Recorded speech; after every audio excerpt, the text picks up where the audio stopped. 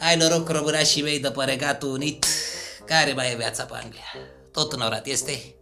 Hai că ți-aduce fane studentul soarele în portofel. Fii atent aici, urmărești cel mai tutorial de făcut bani de pe galaxia europeană și mondială.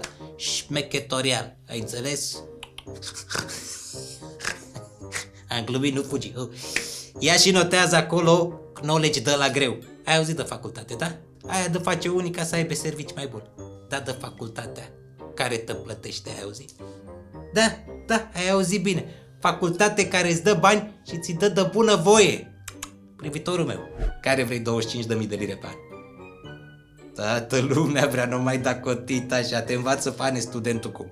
Singurul om de pe terra asta mondială cu 19 ani de facultate. Acum înmulțește tu 19 ori 25.000 de lire câți bine. Deci e 19, 25.000 plus cosinus pătrat de alfa minus radical din 16 la pătrat. E bani, bani.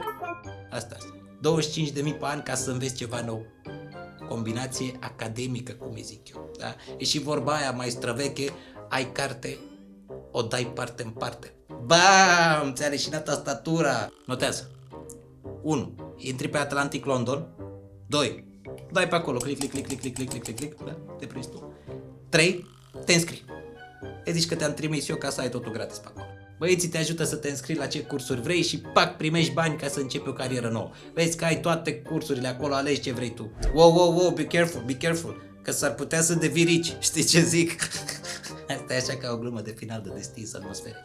Hai vă pup, băgați înscriere acolo pe site ca să facem tabără în Dubai toți studenții români de aici de pe Anglia.